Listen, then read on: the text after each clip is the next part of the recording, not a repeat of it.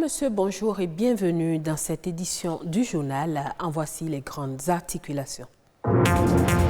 Vaincre la Covid-19 revient à unir les forces. Le campus d'Abomey-Calavi devient pour la circonstance une usine de fabrication d'armes pour arriver à bout de l'ennemi invisible. C'est une pratique de consommation qui exclut tous les aliments de provenance animale, le végétalisme, un mode de vie qui privilégie les fruits et légumes. Impliquer la jeunesse dans la lutte contre les changements climatiques pour plus d'impact, c'est un concept du collectif des citoyens pour le climat. Nous en parlerons également dans cette édition.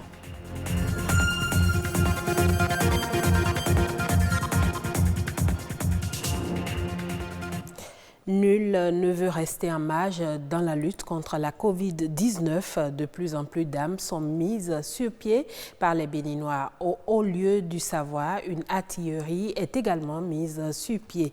Des savons liquides, des gels à base d'aloès et même des distributeurs automatiques de gel sont produits par des chercheurs. On fait le point dans ce reportage de Rodrigue Babagbeto. Pour mieux s'armer contre la Covid-19, c'est dans ce laboratoire du campus d'Abomey-Calavi qu'Antoine préfère s'approvisionner. À sa demande aujourd'hui, 5 litres de savon liquide qu'il vient chercher avec son propre contenant. Par ce temps de corona, il fallait prendre des précautions. Je suis venu pour me ravitailler. Il y a des gels pour désinfecter les mains. Il y a les savons aussi pour se laver les mains. Autant d'armes de prévention contre la Covid-19 que s'emploient à produire ces chercheurs de l'Institut national de l'eau. Ce laboratoire, autrefois réservé uniquement aux analyses chimiques d'eau, devient depuis le début de la pandémie une zone de production d'armes contre l'ennemi invisible. Dans notre laboratoire, nous produisons du savon liquide et du gel hydroalcoolique pour désinfecter les mains. Tout le monde connaît les effets bactéricides de l'aloès. Donc nous ajoutons l'aloès à notre gel hydroalcoolique et c'est ce qui fait sa particularité. Et pour le savon liquide, nous savons que les solutions chlorées ont des effets bactéricides et nous ajoutons cette solution chlorée à notre savon liquide et c'est ce qui fait également sa particularité. Une fois les gels fabriqués, comment faciliter leur utilisation par la population sans risque de contamination? Cet enseignant-chercheur trouve la réponse. Il constitue une équipe et met sur pied 2 types de distributeurs de gel sans contact de la main. Il y a l'aluminium, il a un réservoir de capacité 500 ml. Et comme je l'ai dit, il fonctionne sur la base de la pédale. Donc lorsque quelqu'un, l'usager vient, il ne touche pas du tout à quelque chose, il se rapproche, il appuie la pédale, une fois, et il a le gel à main. Le second dispositif, lui, il est cylindrique. Sa capacité de réservoir est plus grande. Il peut prendre jusqu'à 2 litres de gel. Et lorsque l'usager appuie la pédale, il soulève le piston. Et le piston, dans son ascension, soulève le bocal. Le bocal, dans son ascension, rencontre un obstacle qui est le fer. Et du coup, il ne peut plus bouger et il sort. Un 3e type de distributeur va servir à fournir automatiquement du gel après détection de main. Au nombre de ses caractéristiques, sa contenance pouvant aller jusqu'à 5 litres. Oui, ce distributeur est composé d'un capteur qui capte à la main le mouvement et déclenche un système qui fait démarrer la pompe. Et c'est la pompe maintenant qui nous donne l'eau, qui nous sert le gel. Ici, nous avons prévu 2 sources d'alimentation. Il y a la source d'alimentation du courant de la SBE et la source d'alimentation de l'énergie solaire. Et ça, l'autonomie sur 10 heures. Des initiatives sur fonds propres qui participent à la guerre contre l'ennemi invisible. Dans la riposte face à la pandémie, nul ne compte donc rester en marge. Suivons à présent le reste des sujets de l'actualité nationale, marqués essentiellement par la gestion de la Covid-19. C'est à travers la Nation en bref, une signature de Nadège Omolade Sani.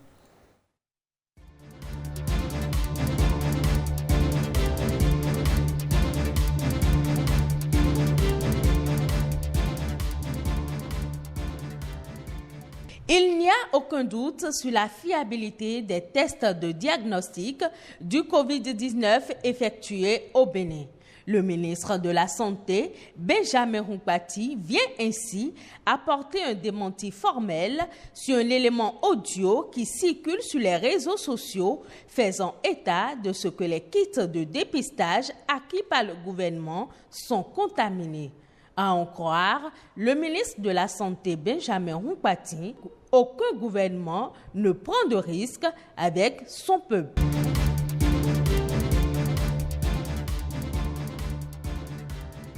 Le gouvernement béninois change de méthode en ce qui concerne la prise en charge des passagers à l'aéroport international Cardinal Bernardin Ganti de Cotonou. Toute personne qui foule le sol béninois va désormais subir un test de dépistage rapide qui, dans l'espace de 15 à 20 minutes, permettra de savoir s'il est positif à la COVID-19 ou pas. Selon le ministre, les sujets qui seraient positifs seront pris en charge soit à leur domicile ou sur un site de prise en charge dédié.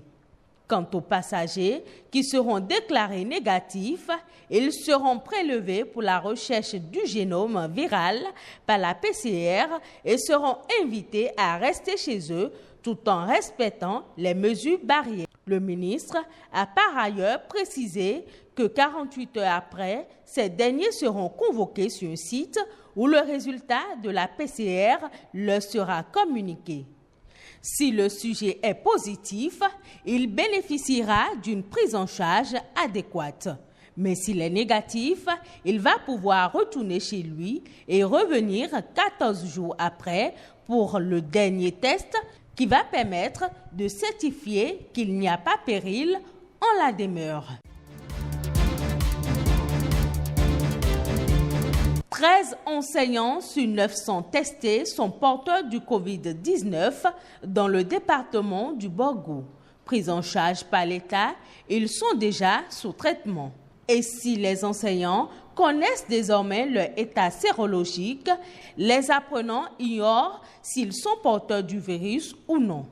Les chefs d'établissement plaident donc pour le dépistage des apprenants.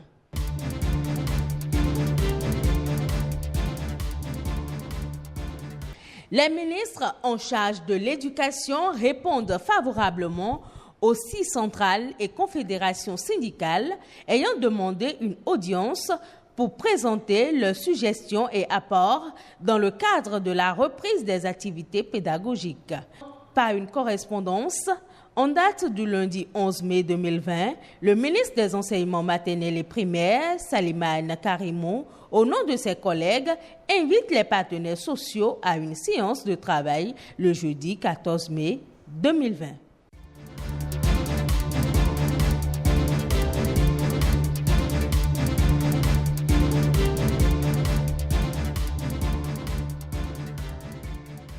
Tout à fait autre chose à présent, le végétalisme est un régime alimentaire basé essentiellement sur les végétaux, à savoir les fruits et légumes. Bien que ce mode d'alimentation ne soit pas nouveau, il a récemment repris de la popularité au Bénin où plusieurs personnes en sont friands. Quel avantage y a-t-il à être végétalien? L'alimentation végétalienne est-elle bonne pour la santé? La réponse dans ce reportage de Éléonore Lanouin et Edwige Agossou. C'est un mode d'alimentation qui exclut tout ce qui est dérivé d'essence animale. C'est ce régime alimentaire qu'il a adopté depuis son jeune âge. Georges ne consomme que des aliments d'origine végétale. La cause en est bien simple. Quand j'étais un peu plus jeune, je n'aimais pas quand on tue les animaux. Quand les égorgeait, ça me faisait mal. Donc du coup, aller manger leur chair, ça ne me faisait pas vraiment plaisir. C'est-à-dire, je me culpabilisais. Chaque fois qu'on me présentait la viande, je n'aimais pas manger cela. Ça n'avait pas de goût, selon moi. Mais avec le temps, moi, j'ai découvert plus tard que ce que je pratiquais, c'était le végétalisme. Ce n'est pas un régime, mais c'est plutôt un mode d'alimentation. Ce n'est non plus une religion ni une secte. Le choix de Georges n'est pas basé sur la religion. Cependant, les nutritionnistes en rencontrent qui optent pour le végétalisme pour une raison de foi et bien d'autres encore. C'est d'autres religieux ou aussi le gain de poids. C'est beaucoup plus ces deux raisons fondamentales. Selon l'International Agency for Research on Cancer, les sociétés qui consomment beaucoup de protéines animales s'exposent à des risques plus importants de cancer. De même, l'American Journal of Clinical Nutrition soutient qu'un régime axé sur les légumineuses, les fruits et moins de viande serait plus sain et donc bénéfique pour la santé. Preuve que plusieurs avantages sont liés au végétalisme. Dieu nous a donné tout. Il y a tout dans les fruits. Moi, les maladies que je souffrais avant d'être végétarien, quand j'ai commencé, ça a disparu. L'alimentation végétalienne augmente le quotient intellectuel. Cela a été démontré d'un point de vue scientifique. L'alimentation végétalienne augmente l'espérance de vie. L'alimentation végétalienne permet également de réduire les émissions de gaz à effet de serre. Parce que vous savez, l'industrie de bétail génère énormément de gaz à effet de serre. Je ne trouve pas d'inconvénient à ce que l'on soit végétalien. Un avis qui n'est pas partagé de tous. Les végétaliens sont des sujets à risque parce que les végétaux en fait ont cette capacité de rétention de certains micronutriments, par exemple tous les micronutriments d'ailleurs, des crevettes, les poissons qui sont des produits de mer qui en réalité sont très riches en iode. Lorsque le végétalien se prive de ces aliments, il peut avoir ces problèmes de carence en iode qui plus tard vont conduire à des problèmes de goitre des femmes. Qu'elles soient allaitantes, enceintes ou ni allaitantes ni enceintes, déjà à partir du jeûne, elles ne peuvent pas normalement se permettre un pareil régime parce que c'est des organismes qui ont un besoin accru en ces micronutriments. Par le passé, des personnalités telles que Michael Jackson, Saint François d'Assise, Martin Luther King et autres n'auraient pas eu du mal à préférer ce mode d'alimentation. Le bien-être de l'homme dépend de son alimentation. Qu'on soit végétalien ou pas, il serait important de manger pour vivre et non vivre pour manger. Les enfants et les jeunes acteurs de la lutte contre les changements climatiques, c'est l'ambition du collectif des citoyens pour le climat. Pour eux, il faut miser sur la jeunesse si l'on veut préserver la génération actuelle et celle future des conséquences des dérèglements climatiques. Amel Ulrich Sounou est activiste et ingénieur de l'environnement.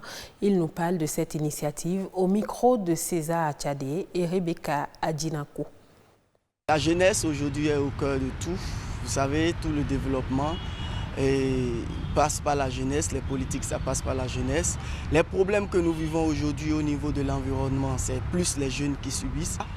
Si nous nous assentions plus aujourd'hui au niveau du CCC, collectif des citoyens pour le climat, nous nous assentions plus au niveau de la couche vulnérable. C'est parce que cette couche-là n'a pas l'information. Parce que les expériences nous ont prouvé que la couche n'a pas du tout l'information. Sinon, les gens comprennent quand vous les expliquez l'importance de telle ou telle loi, l'importance de pourquoi préserver la nature. Les gens comprennent et ils vous demandent quelles sont les solutions. Les activités que les jeunes mènent sont vraiment nombreux. Vous avez la sensibilisation, vous avez les activités de nettoyage, vous avez les activités de proposition de tests et de lois. Il faut que les enfants sachent ce que c'est qu'aujourd'hui l'environnement. Il faut que les enfants, déjà dès le primaire puissent savoir l'importance d'un arbre, comment planter un arbre. Il faudrait qu'ils sachent pourquoi ne pas utiliser les éléments plastiques à partir d'un certain âge.